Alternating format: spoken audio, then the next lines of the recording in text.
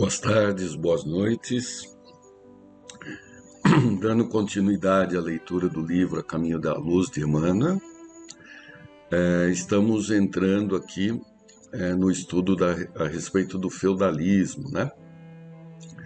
E Emmanuel, nessa transição entre a queda do Império Romano e o início do feudalismo, ele faz várias considerações, inclusive numa ida e vinda ao longo do texto.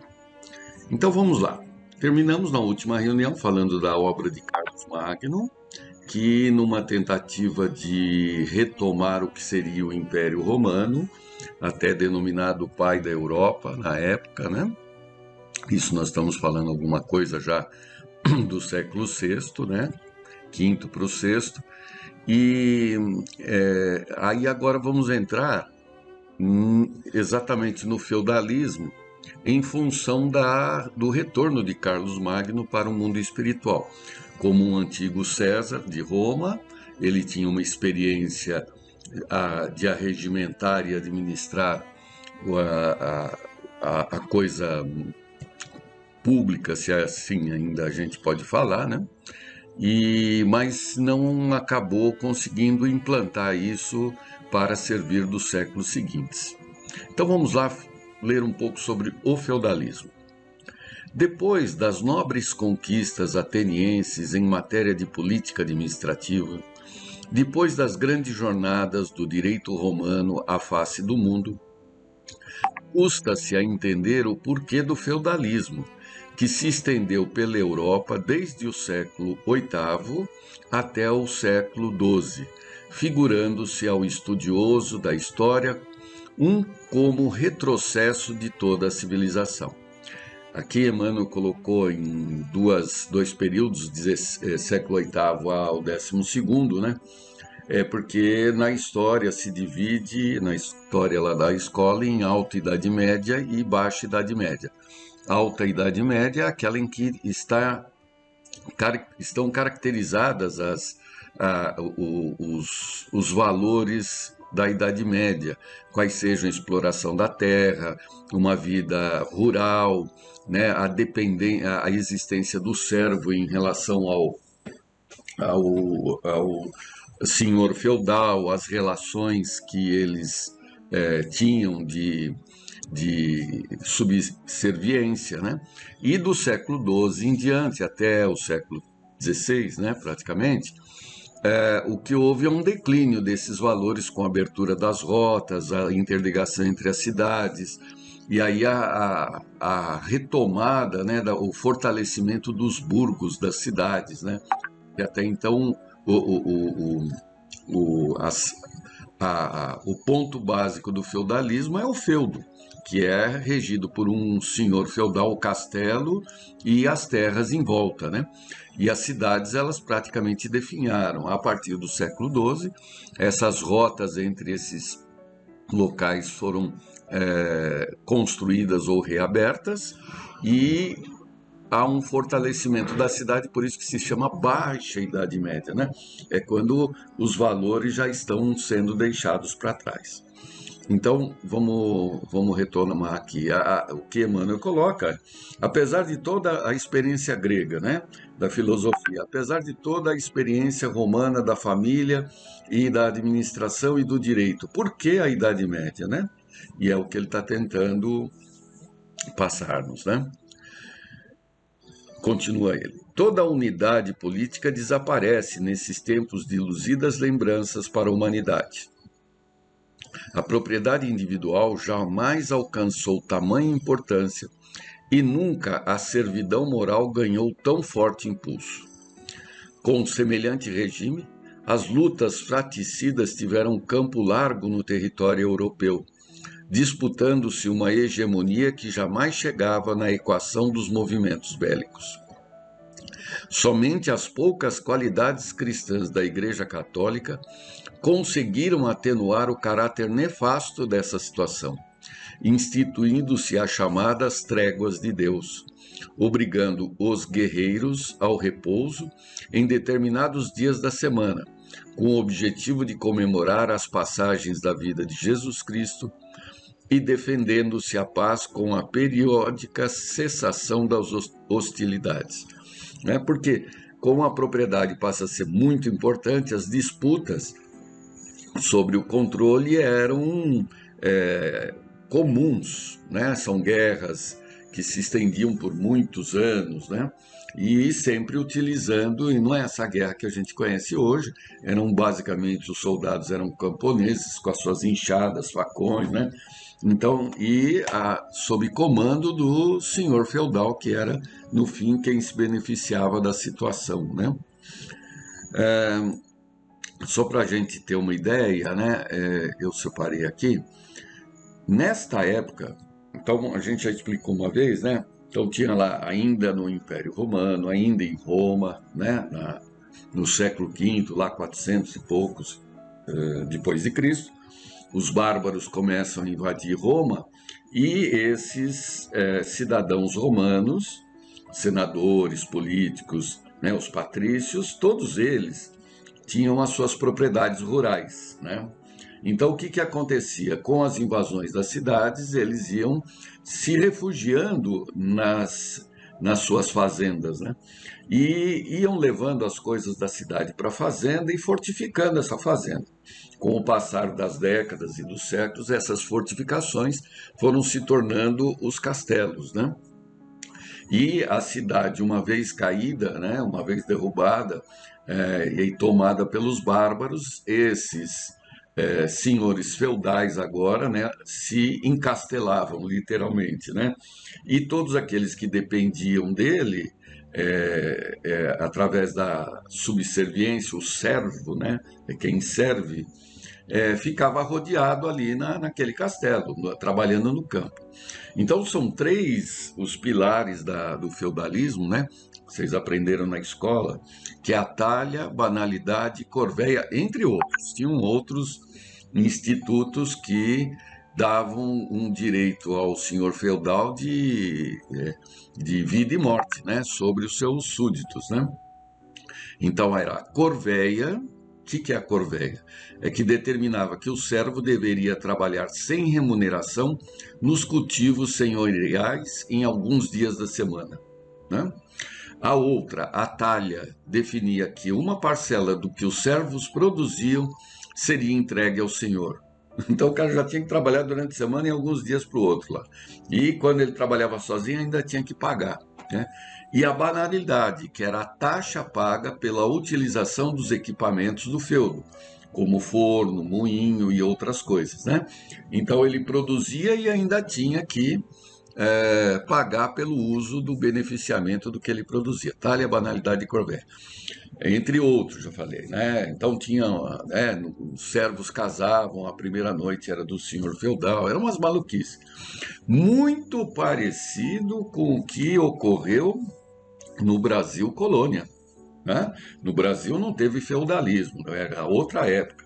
Mas esse processo, esse modelinho, né? Não é um modelo, é um modelinho, se repetiu e talvez ainda se repita em algumas regiões do Brasil, né? Onde o senhor da fazenda lá, né? É quem detinha os escravos, aí já era uma outra condição, mas o efeito era o mesmo, né? Tinha aquele poder de vida e morte, né?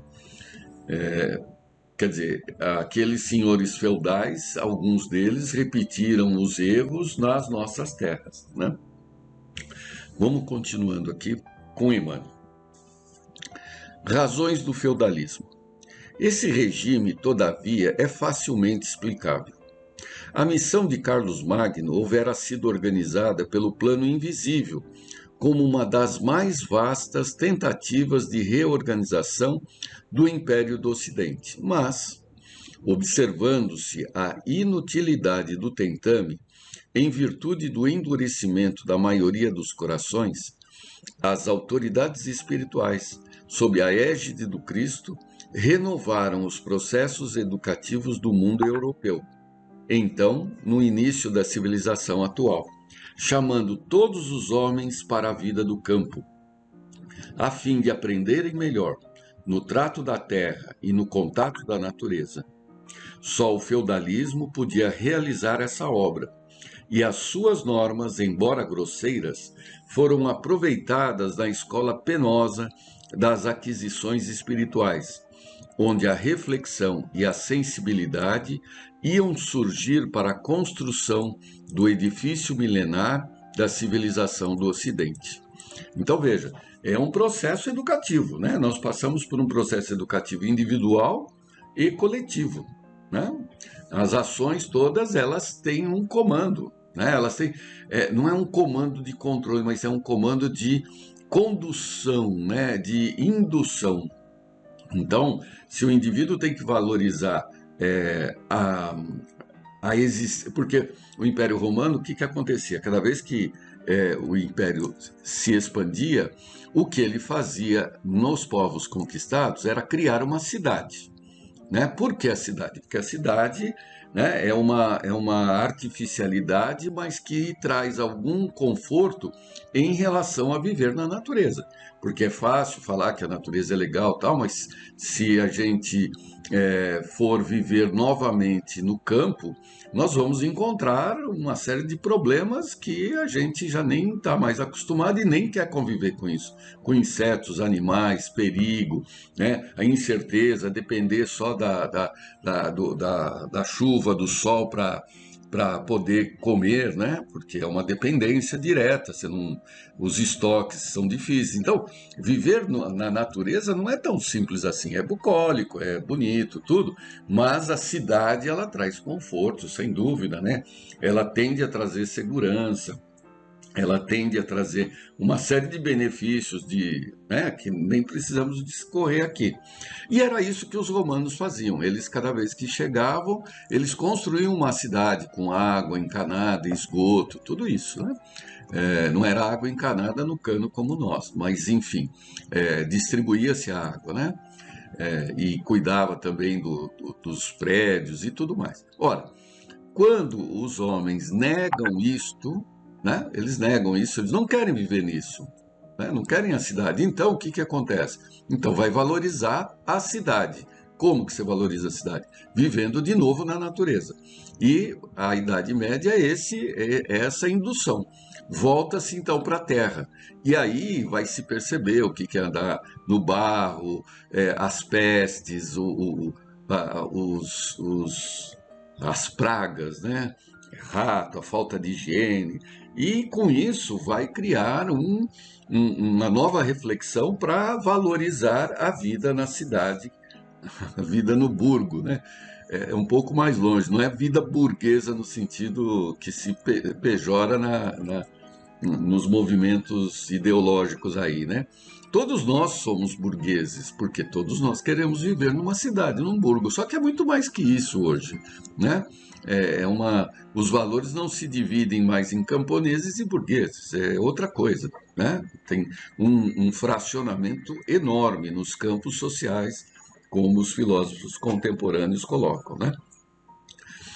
Então agora o Emmanuel volta um pouquinho para explicar as fases da Igreja Católica e voltar à questão do papado. Então ele nos fez um avant-première do que ele vai falar do feudalismo, né? O que é o feudalismo, que é esse viver no campo aí sob outras condições diferentes do modelo romano.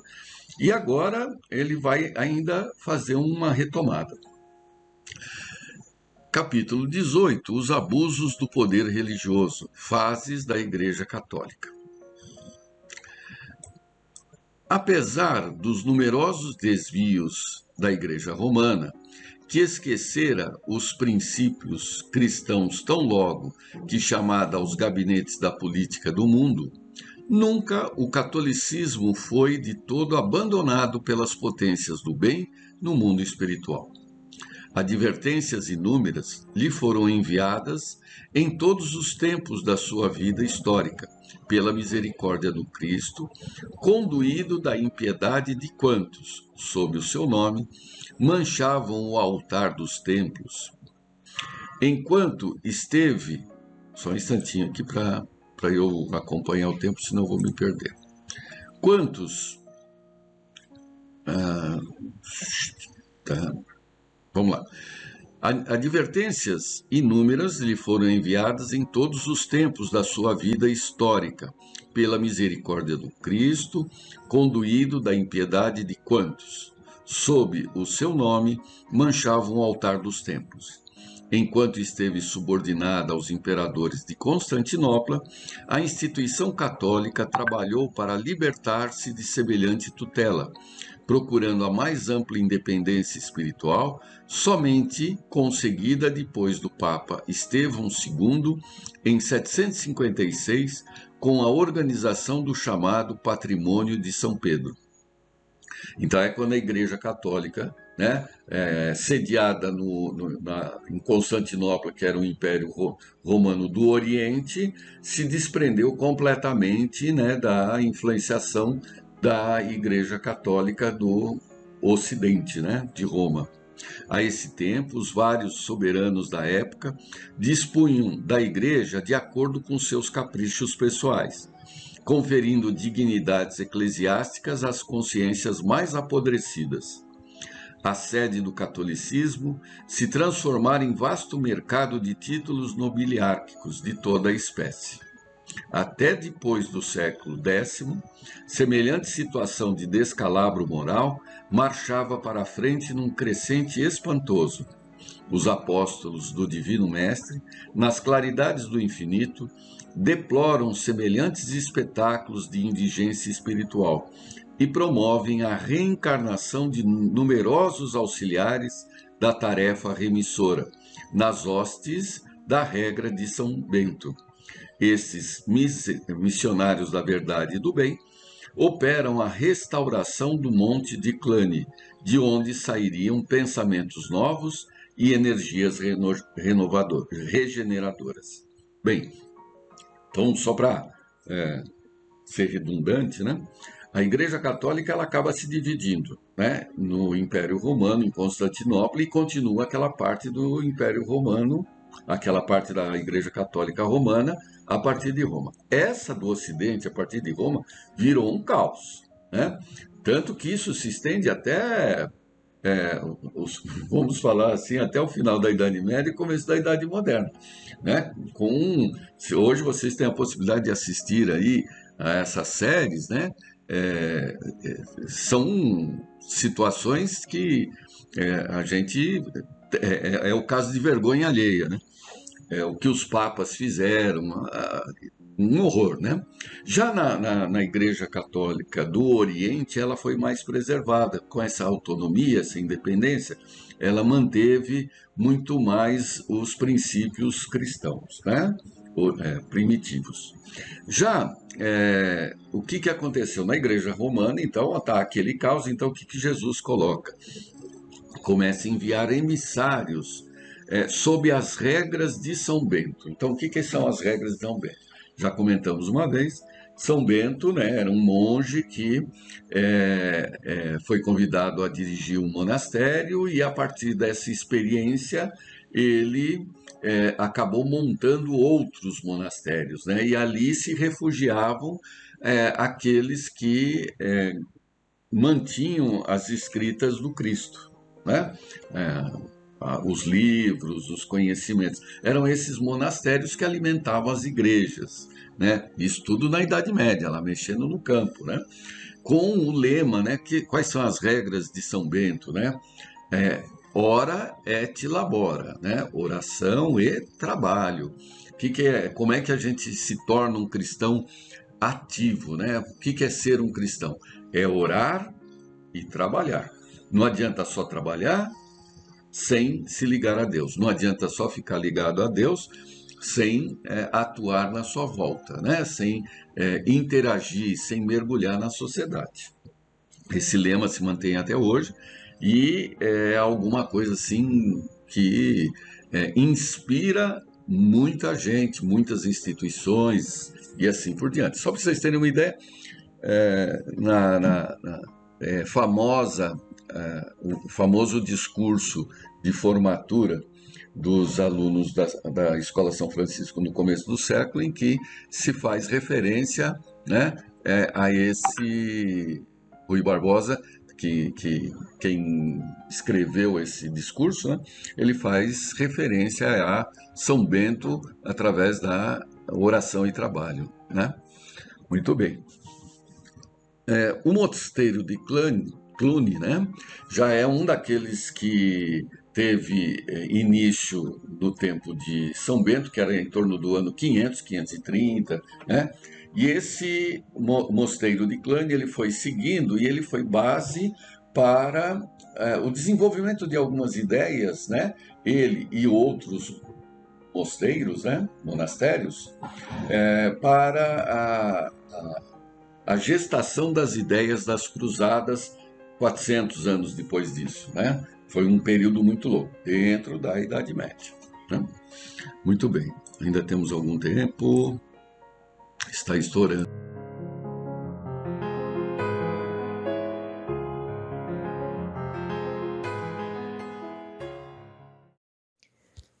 Que a paz de Jesus possa alcançar a cada um onde estiver e todos aqueles ligados a nós pelos laços do amor ou da dor, encarnados ou desencarnados. Vamos a mais uma leitura e reflexão do Evangelho segundo o Espiritismo por Allan Kardec. Vamos ver o capítulo 24, Não pôr a candeia debaixo do alqueire. Item 17, 18 e 19. Carregar a cruz, quem quiser salvar a vida. Bem-aventurados sereis quando os homens vos aborrecerem e quando vos separarem e carregarem de injúrias e rejeitarem o vosso nome como mal, por causa do Filho do Homem. Folgai naquele dia e exultai, porque olha que grande é o vosso galardão no céu, porque desta maneira tratavam aos profetas os pais deles.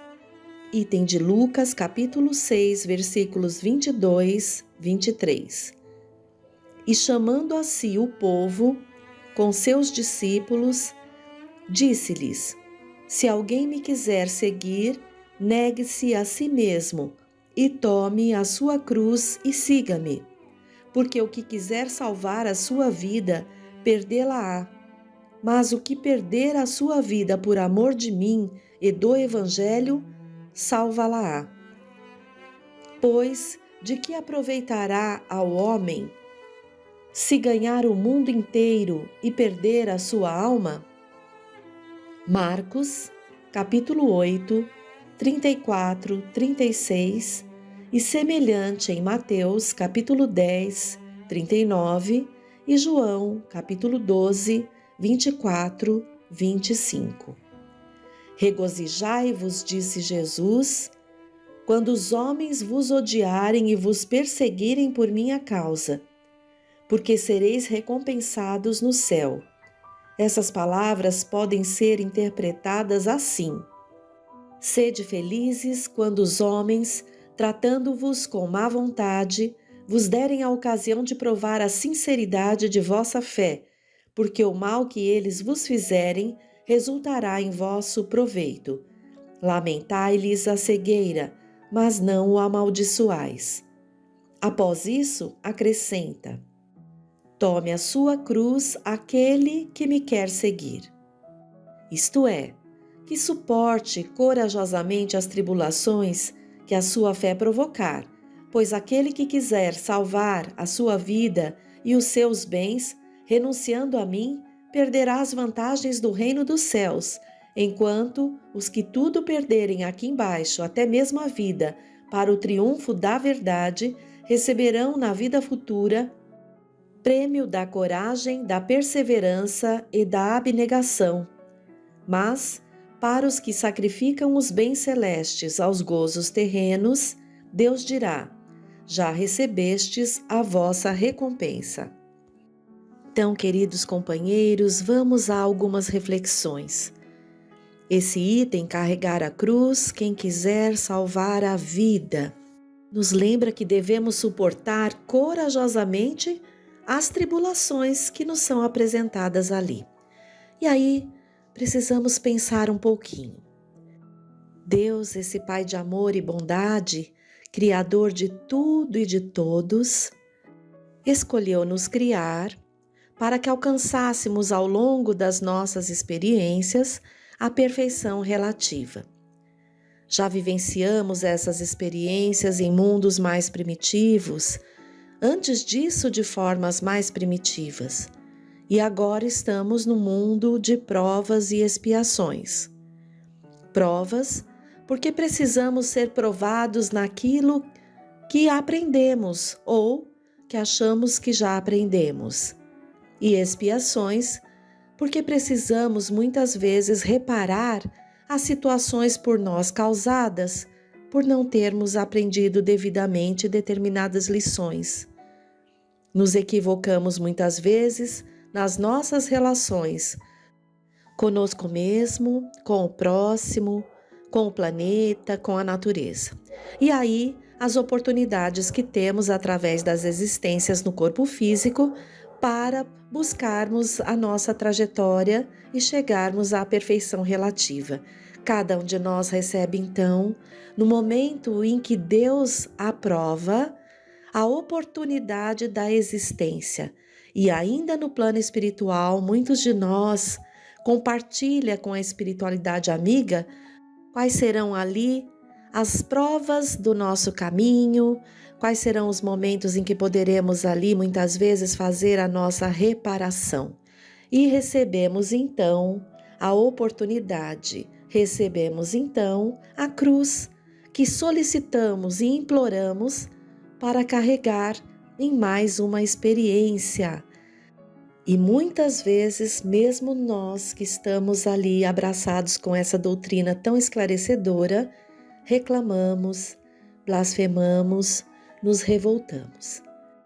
Diariamente somos testados, desafiados por aqueles aos quais convivemos. Identificamos, do nosso ponto de vista, a má vontade de muitos com relação a nós nas nossas relações do dia a dia, testam a nossa fé, não é verdade? E muitas vezes, diante dessas situações desafiadoras, não conseguimos estar firmes, aproveitando essas oportunidades para relembrarmos as virtudes que o Cristo veio exemplificar, momentos ricos para colocarmos em prática essas lições do Cristo. No livro da Esperança, psicografado pelo Chico, pelo Espírito Emmanuel, vamos ver no capítulo 80, sob o título Nossas Cruzes, um texto muito importante para a nossa reflexão também. Tem 2 trechinhos do Evangelho primeiro, abre aspas. Se alguém quiser vir após mim, negue-se a si mesmo, tome a sua cruz e siga-me. Fecha aspas. Trecho de Jesus, Marcos 8,34. Abre aspas. Rejubilai-vos de Jesus, quando os homens vos odiarem e perseguirem por minha causa, visto que sereis recompensados no céu. Podem traduzir-se assim estas verdades. Considerai-vos ditosos, quando haja homens que, pela sua má vontade para convosco, vos deem ocasião de provar a sinceridade da vossa fé, porquanto o mal que vos façam redundará em proveito vosso. Lamentai-lhes a cegueira, porém, não as maldigais. Justo do capítulo 24, ao qual lemos, item 19. Emmanuel nos diz: julgávamos antigamente que nossas cruzes, as que devemos carregar ao encontro do Senhor, se constituíam unicamente daquelas dos exercícios louváveis, mas incompletos da piedade religiosa. E perdemos, em parte, muitas encarnações, hipnotizados por sentimentalismo enfermiço, ilhando-nos sem perceber nas miragens da própria imaginação para esbarrar em seguida com os pesadelos do tempo largado inútil. Com a doutrina espírita, que nos revela o significado real das palavras do Cristo, aprendemos hoje que não bastam fugas e omissões do campo de luta a fim de alcançarmos a meta sublime. Assevera Jesus que, se nos dispomos a encontrá-lo, é preciso renunciar a nós mesmos e tomar nossa cruz. Essa renúncia, porém, não será semelhante à fonte seca. É necessário que ela demonstre rendimento de valores espirituais em nosso favor e a benefício daqueles que nos cercam, ensinando-nos o desapego ao bem próprio pelo bem de todos. À face disso, nossas cruzes incluem todas as realidades que o mundo nos oferece, dentro das quais somos convocados a nos esquecer na construção da felicidade geral, os fardos que nos cabem transportar, a fim de que venhamos a merecer o convívio do Mestre. Basta às vezes contém as dores das grandes separações, as farpas do desencanto, as provações em família, os sacrifícios mudos, em que os entes amados nos pedem largos períodos de aflição, os desastres do plano físico que nos cortam a alma, o abandono daqueles mesmos que nos baseavam todas as esperanças, o cativeiro a compromissos pela sustentação da harmonia comum, as tarefas difíceis em cuja execução quase sempre somos constrangidos a marchar, aguardando debalde o concurso alheio. Não nos enganemos. O próprio Cristo transportou o madeiro que a nossa ignorância lhe atribuiu, palmilhando senda marginada de exigências, injúrias, pancadas e deserções. Ninguém abraça o roteiro do Evangelho para estirar-se em redes de fantasia. O cristão é chamado a melhorar e elevar o nível da vida, e para quem efetivamente vive em Cristo, a vida é um caminho pavimentado de esperança e trabalho, alegria e consolo, mas plenamente aberto às surpresas e ensinamentos da verdade, sem qualquer ilusão. Então, queridos companheiros, Emmanuel descreve exatamente aqui o fardo que muitos carregam nesta existência. Mas esses fardos são as nossas oportunidades, esses fardos são os nossos degraus para a evolução. São eles que nos fazem exercitar a nossa inteligência, são eles que nos fazem direcionar para uma religiosidade séria, onde buscamos nas lições do Mestre os exemplos dados do Cristo Jesus na Terra, diante das situações que o acometiam ali. E como bem lembrado por Emmanuel, o Mestre carregou a sua cruz, a cruz que nós lhe impomos, devido à nossa ignorância, e palmilhou, como diz Emmanuel, senda marginada de exigências, injúrias, pancadas e deserções. O Cristo, que nada tinha a se censurar, passou por isso para nos mostrar o caminho dessa via crucis. E nós, nos ofendendo tanto por situações que ocorrem na nossa vida, que não são como nós queremos, nos ofendendo tanto com o ponto de vista do próximo que é diferente do nosso, graças ao bom Deus, temos essas oportunidades de parar, estudar, refletir, relembrar os ensinamentos de Jesus e aí rogar a Deus, nosso Pai. Deus Pai, esteja comigo para que eu faça melhor a cada dia. E ao colocarmos a boa vontade em tudo o que fazemos, das mínimas coisas até as grandes coisas, haveremos de ter um sentimento que hoje em dia nos falta muito, que é o da alegria e o da gratidão pela oportunidade dada a Deus, Pai Criador, para cada um de nós.